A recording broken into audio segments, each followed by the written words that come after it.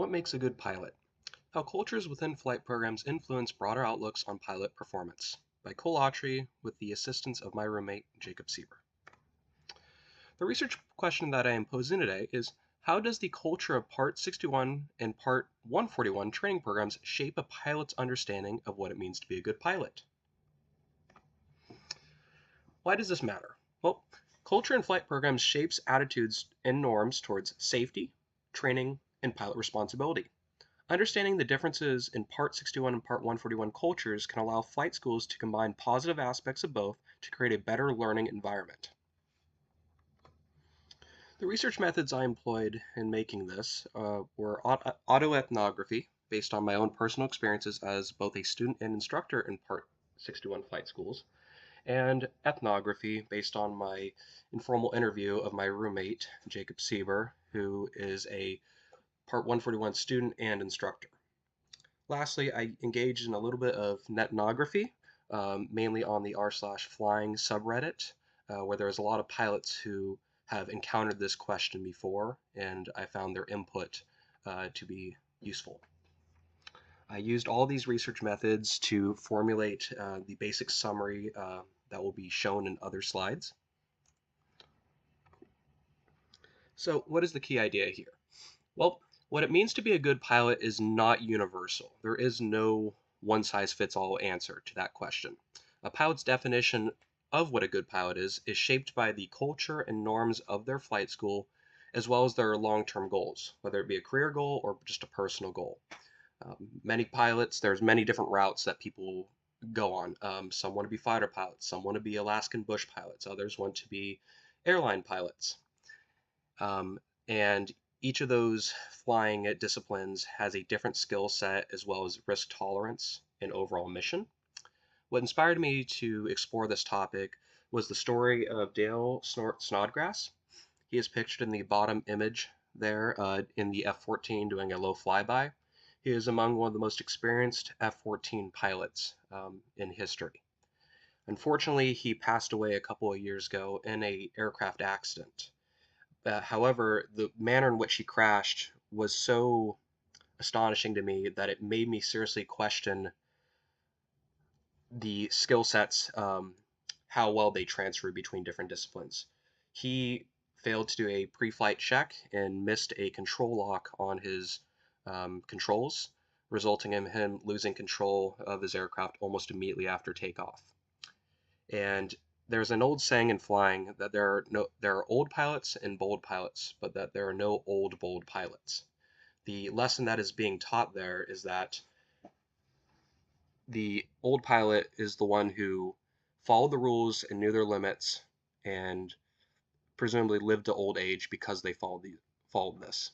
Meanwhile, the bold pilot who flaunted the rules and displayed recklessness or more risk tolerance presumably did not live to old age.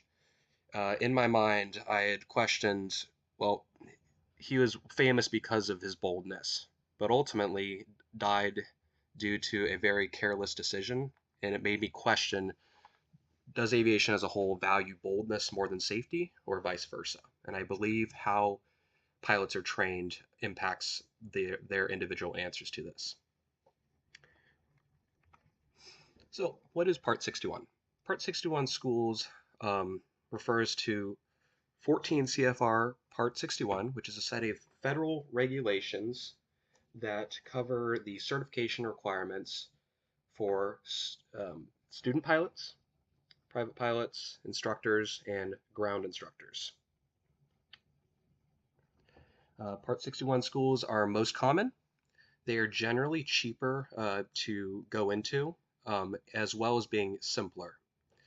They involve much less FAA oversight compared to the Part 141 schools. And one of the downsides, though, is that they require more flight hours to attain certain pilot ratings, as the quality of the training is assumed to be less. Furthermore, not listed here is generally that Part 61 schools do operate on a tighter budget, so they generally have older equipment and less facilities for students to use. On the right, there is a what we call a clapped out flight school aircraft. It is a very old Cessna 152 with a old paint scheme from presumably the 70s. It is leaking oil and is covered in oil. One thing to note about Part 61 training is that people who've trained under Part 61 tend to get the reputation of being cowboys, as where you see that humorous image up there of the Part 61 cowboy. Um, Generally, training is a little more diverse. I'll go into that later, which they get the reputation of having better flying skills, but being more reckless in general. So, what is Part 141? Well, Part 141 refers to 14 CFR Part 141, which are federal regulations outlining the training requirements for student pilots in designated flight schools. They utilize, unlike Part 61, they utilize a rigid curriculum that is designed for students to complete in a set order without instructor modifications for individual students. Part 141 schools are much less common, often being tied to either a university or a national pilot school with multiple locations around the country. It is a much more expensive path, especially with a collegiate program where you're paying for tuition cost on top of flight cost. And the process is more complex. Even though it is a rigid one-size-fits-all curriculum, as stated before, it involves many more individual tests called stage checks before you're able to take your final test. The rigid curriculum has a much more heavy FAA oversight, and a big reason for that is that going this route has the benefit of needing less hours to obtain most ratings. So with the heavy FAA oversight, they're ensuring that the training is of much higher quality. One of the other benefits is that they are much wealthier in general, so the equipment is much newer. For example, on the top right, that is an image of Purdue's current fleet of aircraft. They are less than 20 years old, which in aircraft terms is very new, making them much more expensive, as well as having access to more facilities such as the full motion simulator seen below. That is a simulator, not an aircraft. Lastly, Part 141, they typically have a reputation of being more professional, as many people that are investing this extra money are doing with a career goal in mind, such as becoming an airline pilot. Part 61 students also often become airline pilots, however, not always. We have people in Part 61 that do it for leisure as well. So it varies, while Part 141 is typically people going for a professional route. Alrighty, so what are my experiences? Well, I began flying at the age of 14 in a Part 61 program up in Northern California. It is a smaller mom and pop operation with much less funding for facilities and equipment. As such, my training also followed much of the Part 61 description laid out before. It is much more it varies in its skill sets and what it is teaching. Typically, there's less ground lesson or ground knowledge that is taught. It is on the student individually to study on their own rather than sitting down with an instructor. There are no standard operating procedures at a lot of these schools, so it is based on you learn what is proper from your instructor directly rather than a procedure written out by the school. And generally, you're given more independence early on in developing your risk management skills, as Part 61 General is more risk tolerant, but as a result, you'll encounter more risk. Thus, you need to learn early how to manage it. All right, my roommate's experiences. This is my roommate, Jacob Sieber. He began flying at the age of 17 here at Purdue's Part 141 program under the professional flight degree. As such, being at this program, the aircraft and facilities accessible to him are much nicer,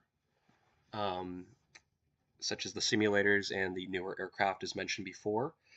There is standard operating procedures that must be followed, which heavily restrict what they can do, whether or not they actually want to fly that day. And generally, the school as a whole is much more risk adverse, with him attending weekly safety meetings for most of his time here. As such, their flight training being is They learn what is proper more from following their ground knowledge curriculum as well as the standard operating procedures. As mentioned before, with Part 61 for me, I had to study individually to obtain ground knowledge while he learned them in classes. So people within these types of flight schools are on much more on the same page. And I must say, most of the upcoming slides are based on conversations with him to better discuss the differences. So his input was heavily utilized to make this slideshow. Alrighty, so what are the key differences? I touched on them briefly. Part 141 is institution driven for its safety culture, while Part 61 is instructor driven for its safety culture. As stated before, Purdue's pro-flight program has weekly safety meetings. They're all taught a standardized curriculum.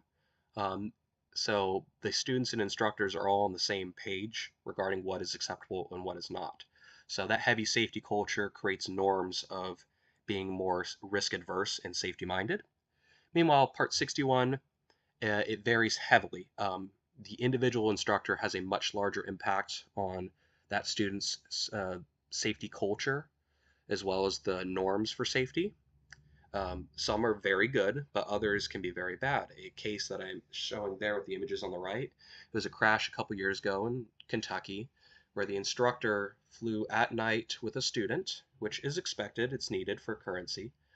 However, he flew into an area of known thunderstorms and, to tie it off, was actively Snapchatting messages to his friends while the student was flying, with some of these messages berating and belittling the student behind his back.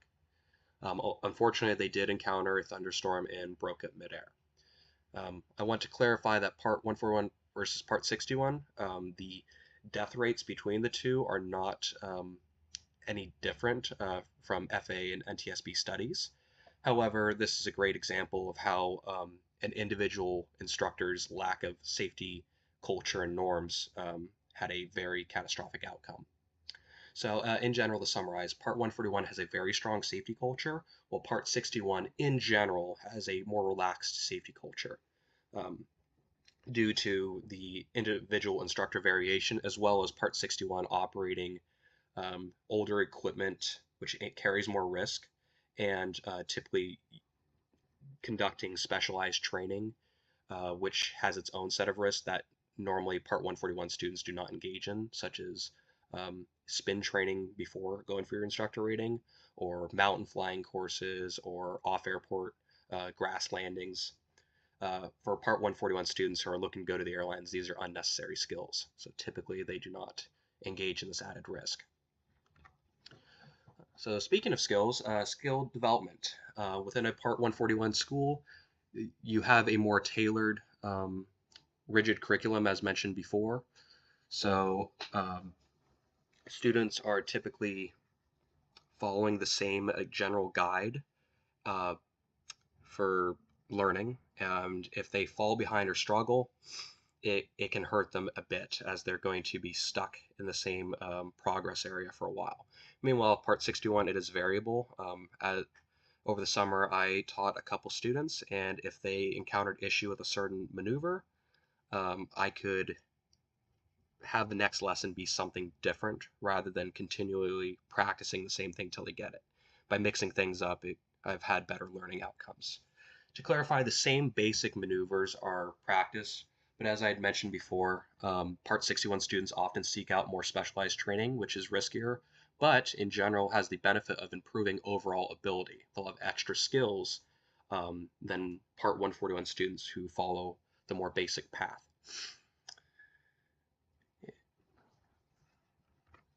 And the last key difference I wanted to go over is decision making. My roommate, as he put it, is Part 141 is by the book, referring to those standard operating procedures earlier. Those guide a lot. He says they act as guidelines, which make a lot of the decisions for them or lean them into it.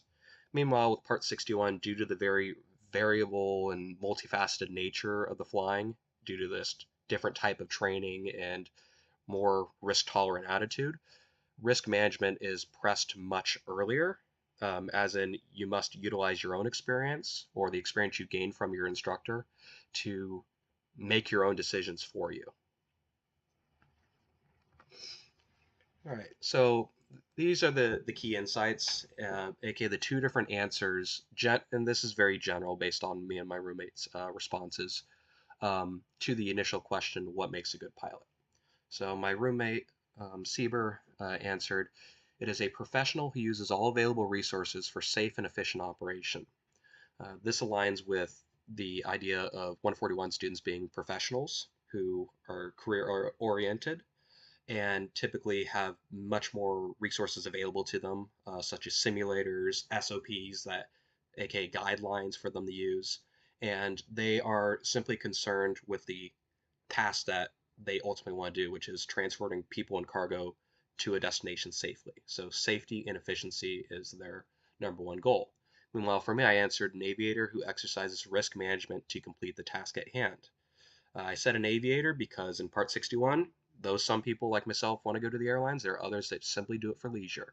So a professional wouldn't have been a fair descriptor. And because of the more risk tolerant attitude, um, risk management seems to be a much larger thing that is pushed early in Part 61, um, because typically you fly in riskier conditions with some of the specialized training. So a lot of the training that is conducted will have inherent risk. So it's how do you manage that rather than avoiding it outright. So how does this all tie back into anthropology? What does it tell us about these differences in these cultures? Well, two key themes from Pem Davidson Buck's book and her alternative anthropology book, Inequality, were of note to me.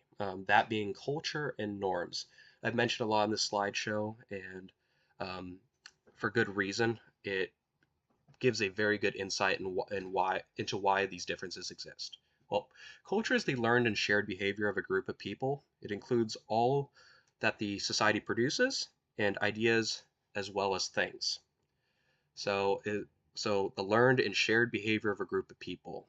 Well, if you're in Part 61, which is more risk tolerant, you're going to tolerate more risk. As such, the norm that guides your norms. Norms are the formal or informal standards or guidelines for appropriate behavior. Specific norms, as she calls out here, vary from culture to culture. In a Part 61 environment where you're flying older aircraft in more specialized, riskier training, often in more rugged terrain, you will generally encounter more risk, just in general. And as a result, what is considered reckless to a Part 141 pilot is considered normal and standard to a Part 61 pilot. And then there's vice versa. A 141 pilot who is extremely cautious and follows almost airline level procedures, even for the most basic task, could be seen as overly cautious to a Part 61 pilot. So ultimately, these are some of the key connections I made from the book to the topic at hand here. Culture develops the why, and the norms end up being the how. So in conclusion, there is no single definition of a good pilot. Part 61 has a more risk-tolerant attitude, while Part 141 has a safety-centered attitude. Both have their upsides and downsides. But ultimately, this difference lies in the culture or ideals, while the norm dictates the expected culture behavior within this culture. That is why there is no single definition of a good pilot. Culture and norms play a heavy outcome or role in forming someone's ideals. So I just want to say thank you for listening, and here are the sources given below. Thank you for your time.